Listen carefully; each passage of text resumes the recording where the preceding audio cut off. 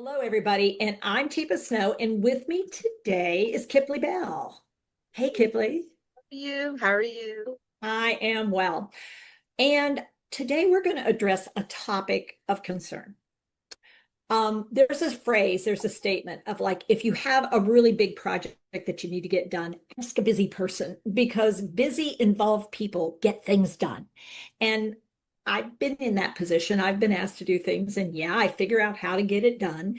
And then somebody else has it, yeah, and I figure because it's valuable. And so that ability to say, wait, I need a pause. I need to take care of myself is super hard to get ourselves to do sometimes, particularly as we look around us and we're seen as really skilled at what we do. And so people need us. And that desire to feel that we're making a difference, and we are, gets to a place where we can have what we sort of refer to as burnout or care exhaustion, care fatigue. And so I'm curious, Kiplee, your take on all that. Yes, I'm a mom, I'm a wife, clinician, caregiver, okay? Caregiver to a mom who's 90 with vascular dementia. So read between all of those lines, right? And it comes to a point, and an entrepreneur, a business owner. Yeah. So coming to a point where you say, pause is necessary. It's intentional so that I can give my best, that I can pour out to others in a way that I feel that best aligns with who I am. But in order to do that, I have to take a minute.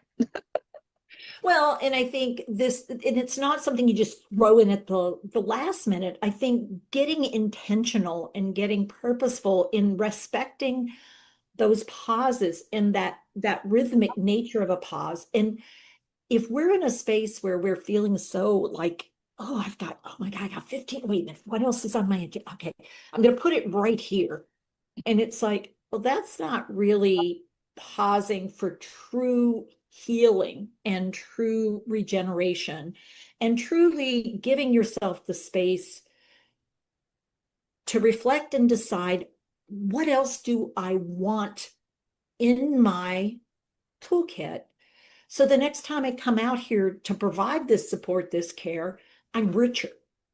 I am enriched and I feel empowered because I have done something for me and with me after this pause that I am rested and I am ready to engage in something a little different, a wider, a bigger, a different view, like a respectful, oh, I'm now seeing this in a different way, and it gives me the opportunity to share it in a different way. Absolutely. And it to your point about healing, it's an opportunity to prioritize your yes.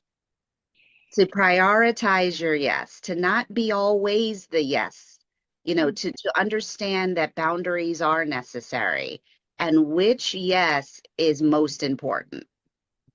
For what purpose? I mean, so for me, like for as an example, I usually work in the healthcare scene a lot, and in families and in communities and in the art of working with people who have aging systems, aging brains, aging families, aging situations, physical, cognitive, social. How do we do that well? And yet, I would also say, usually I'm not over in the financial stream. And yet, recently I was working with financial advisors who go, I have no experience really with how to do this thing when I'm starting to notice, wow, some really great clients are starting to show me things that I'm not sure what to do about. And it's like they're very skillful in the area they're skillful in, and suddenly that pause and the need to do some reflection and growth so that I have some new abilities when I step back into that role again, just like in healthcare. I mean, we all need to really build up our abilities as things change. Absolutely. It's not just about the aging space. So you and I are preaching to the choir, but it's to come out to several business sectors to say, hey, we prepared for AI, but we haven't prepared our business sectors for aging. You know, Mhm. what does it look like when you're taking mom to the gym, but she doesn't know how to do the PIN code to access the locker room?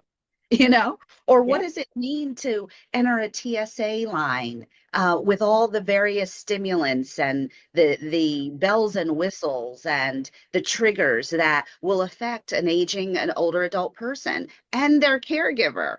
And So how do you talk mom into using the wheelchair, even though I can walk? And it's like understood, but we get some benefits by this. So we're going to do it. exactly, exactly. So it's really having a larger and broader conversation to both the clinician caregiver, hi, to say, you know, I know you're personally and professionally caregiver, being a caregiver, and that faucet doesn't stop. So let's help you pause. And it's also to say, hi, you're not in the aging space, an older person, the idea of caring in a non-geriatric, non-medical space freaks you out. Like, let's help you understand what this looks like, and Yeah. how to position your business adequately to address these concerns that are here. Yeah, because success for any business is meeting your customers where they are. And the reality is we have an aging customer base out here.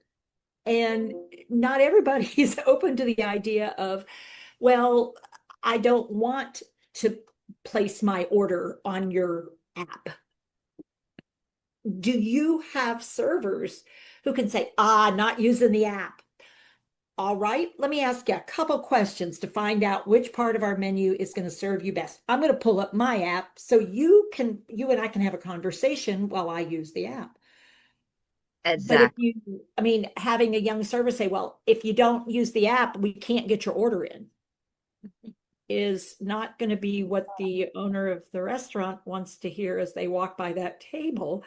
And yet, a younger person without skill building from someone is not going to know that ability because to them, it's just ridiculous that they won't use the app. That's it. You nailed it. That's why I love you. That's why you're the GOAT. It's the truth. It's the truth. So many examples of the older adult person in a climate that they don't recognize, which increases the caregiver burden and stress. Like, let's talk about that. Like, the caregiver burden and stress isn't me wiping mommy's behind, okay?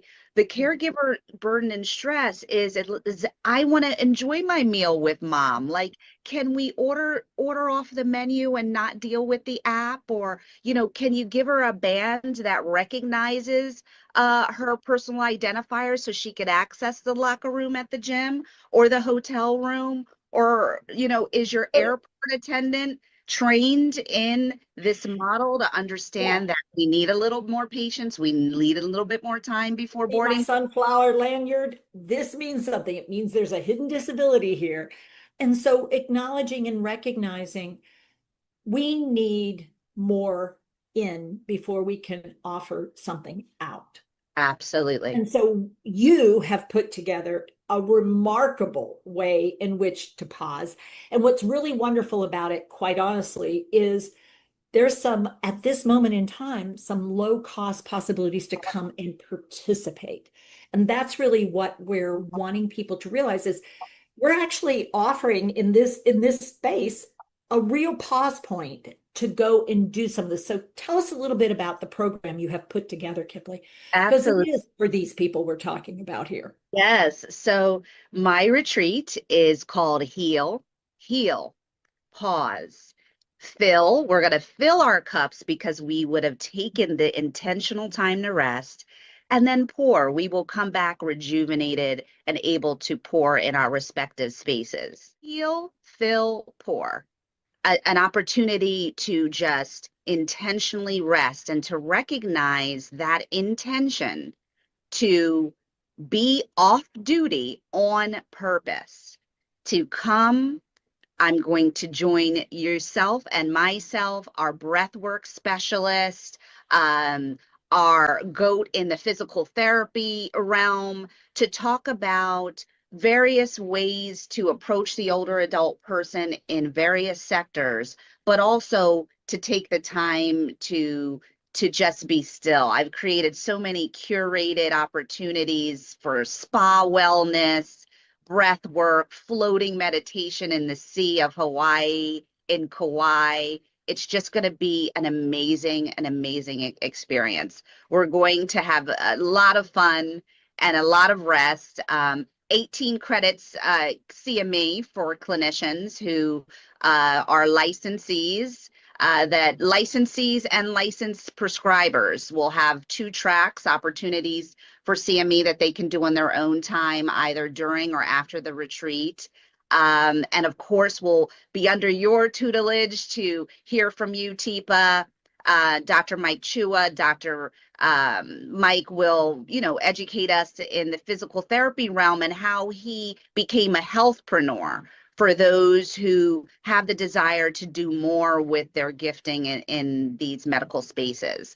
And then the non-medical business person that wants to come in the room, rest, and hear how to orchestrate their business and their offerings. We've alluded to this, right, Teepa? The travel and hospitality, the restaurant spaces, the wealth spaces, financial spaces. Finances is key. We have so many ways to protect ourselves from fraud, but yet, and protect the older adult person from financial abuse, but we don't have systems in place to really empower the caregiver or the ombudsman of that older person to ensure their estate is well.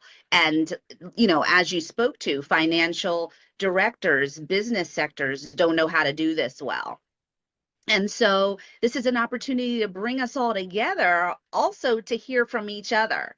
And I'm in this unique position, as a physician, as a personal and professional caregiver, to walk side by side with colleagues who are doing the same thing. Just the other day, I overheard a colleague, a neurologist, who was rushing to get through her clinic day so she could get her father to chemo.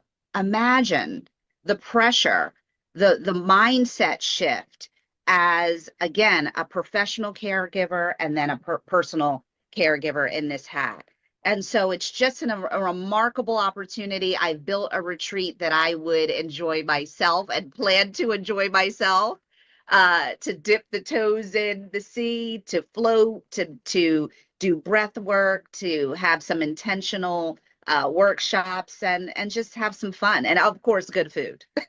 Yeah. So why do this? Because if you don't take care of yourself, there's absolutely no way in the world you can be optimal in caring for so many and in so many ways. And the best way to do that is to take a break and actually respect yourself and say, I need some healing time. It's been a long year. It's been a long decade. It's been a long month. It's been a long whatever. And realizing, wow, I actually do deserve this, because if I don't do this, I will not be able to keep doing at the level I want to be able to keep doing. So, absolutely. Yeah. And, I've taken a page out of your book, one of your lectures you gave years ago that I heard, and you spoke to an audience member and you said, hey, you have to say to your loved one, Mom, Dad, like, I'm not okay either. Like, I'm not okay with this either. So how do we do that? And that transcends even to the clinical space, to say to your colleague, you know what, babe, I know this room 10 is giving you a hard time today. How about I pick that room assignment up and give you a break? That breaking, that intentional rest, that awareness of rest is paramount. And that's essentially the root cause of why I built Heal, Feel, Pour. Because this is hard. This is very hard. And yet we can do hard things with resilience. And resilience means you pull the rubber band but then you need to relax it. Yes. And then you need to put it down for a few minutes and give yourself a break. So if you're Yes. interested in joining us, and we hope you are, follow the link to get to the retreat. If you just want to find out more about Kiplee Bell and what she's up to, check out the link to her connections, because we're coming together because we believe together we can make a difference in the world and in the lives of people who care. All right, Absolutely. everybody. Take care with your care. Take Thank care of you. yourselves. Thank you, Kiplee. Thank you so much, Teepa.